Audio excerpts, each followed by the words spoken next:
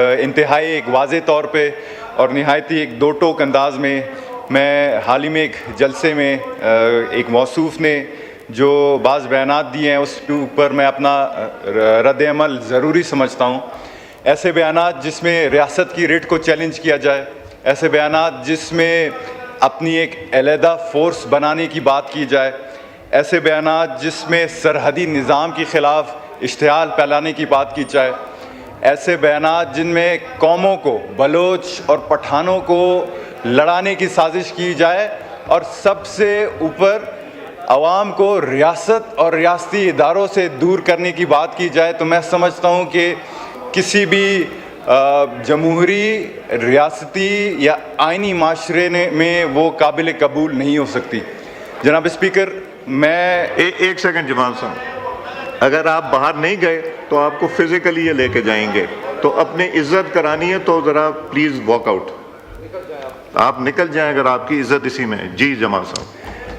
Thank you. جی جناب speaker, میں آج واضح کرنا چاہتا ہوں کہ پاکستان کوئی وقتی اتحاد نہیں بلکہ ایک آئینی ریاست ہے. ایک ایسی ریاست جو کہ لاکھوں شہداء اور غازیوں، چاہے وہ سیکیورٹی فورسز ہوں یا سول ہوں، ان کے لہو کے بدولت قائم ہوئی. یہ کسی ایک قوم، قبیلے یا علاقے کی ملکیت نہیں، یہ ایک فیڈریشن ہے. ایک ایسی فیڈریشن جہاں تمام اقوام، چاہے بلوچ ہو، براوی ہو، پٹھان ہو، سندھی ہو، سریکی، ہزارہ، پنجابی، جتنے بھی تمام قوم ہو، اس میں برابری کے شریک ہیں.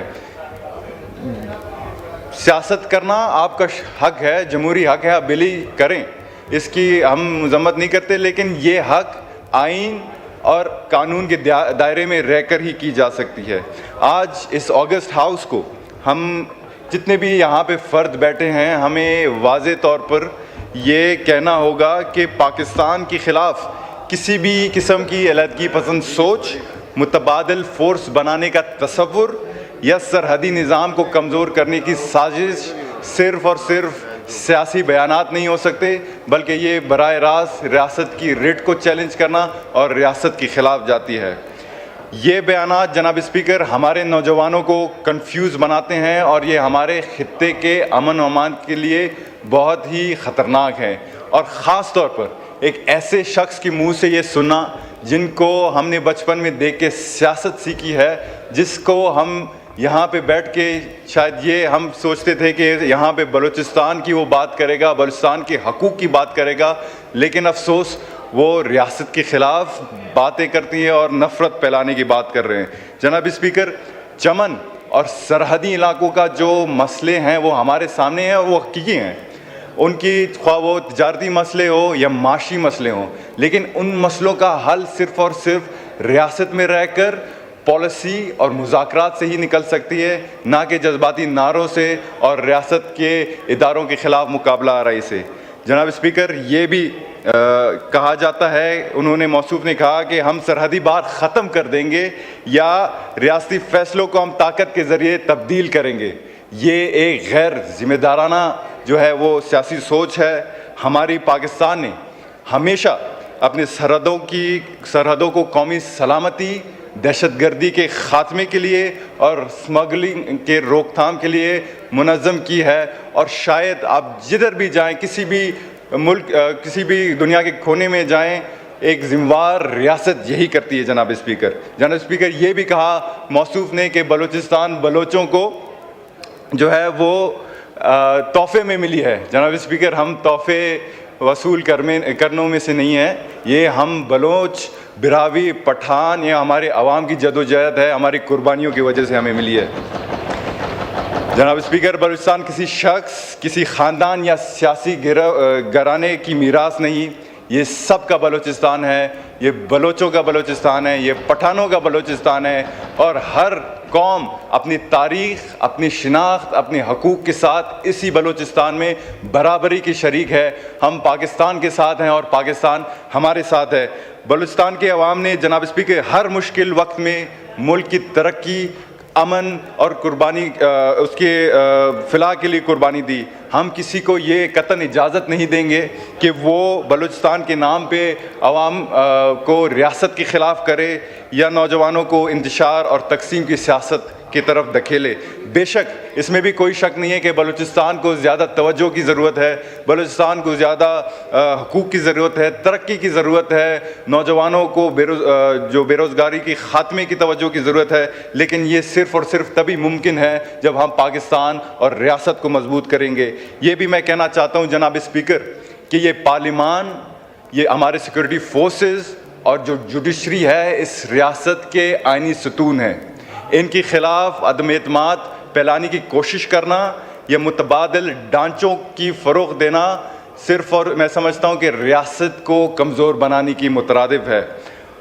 آپ بھلے ہی آپ کے 100 اختلافات ہوں، اختلافات جو ہے وہ جمہوریت کی حسن ہے، لیکن اگر یہ اختلافات آئینی حدود کو تجاوز کرتی ہیں تو وہ نفرت اور انتشار کو جنم دیتی ہیں جناب اسپیکر۔ آخر میں یہ کہنا چاہتا ہوں کہ پاکستان کسی نفرت یا تقسیم یا علیحدگی پسند سوچ کا متحمل کبھی نہیں ہو سکتا۔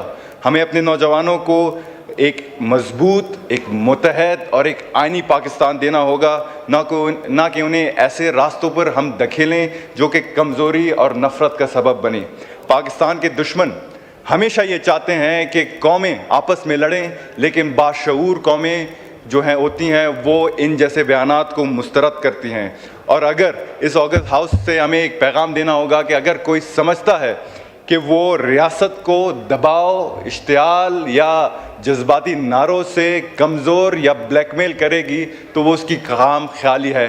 پاکستان کل بھی مضبوط تھا، آج بھی مضبوط ہے اور تا قیامت مضبوط رہے گا۔ پاکستان ہمیشہ زندہ باد، آئین پاکستان پائندہ باد۔ انشاءاللہ۔ رئیسانی صاحب جو آپ نے بات کی یہ تو بہت ہی تشویشناک بات ہے کہ جو آپ باتیں بتا رہے ہیں، مجھے نہیں اس کا اتنا علم ہے، مگر یہ تو پاکستان کی ریاست کے خلاف پاکستان کا شہری کوئی جو محب وطن پاکستانی ہے وہ کبھی ایسی بات نہیں کرے گا جو آپ نے بات کی۔ تو یہ جس نے بھی کی ہیں میں تو سوچتا ہوں کہ وہ شاید پاکستانی ہے ہی نہیں، اور یہ مجھے علیحدگی میں بتا دیجیے گا جس نے یہ باتیں کی ہیں۔ افسوسناک، شرمناک یہ وہ باتیں ہیں جس میں کہ پاکستان میں بلوچ اور پشتون میں دھڑاڑ ڈالنے والی باتیں ہیں۔ پھر اگر افغانستان کے ساتھ کھڑا ہونا ہے تو جا کے افغانستان کے ساتھ وہ جو بھی موصوف ہیں کھڑے ہوں، پھر پاکستان کی شہریت ہے یا ان کی افغانی یہ بھی مجھے ذرا بتائیے گا۔ مگر افسوس ہے بلکہ غصہ بھی ہے اس طرح کے سٹیٹمنٹ میں۔ اس نے جو بھی ہے اس نے آزمانا ہے، ضرور آزمائے، مگر میرا خیال ہے پاکستان کا یہ کم از کم پارلیمنٹ اس کو اجازت نہیں دے گا، اور نہ ہی ریاست پاکستان دے گی، اور نہ ہی کوئی محب وطن پاکستانی اس چیز کی اجازت دے گا۔ جی ڈاکٹر طارق فضل صاحب آپ کو بھی دیتا ہوں۔ بہت شکریہ آنریبل اسپیکر صاحب۔ میں بہت مختصر انداز میں 2-3 ایسے نکات تھے کہ جن پہ بات کرنا ضروری تھا۔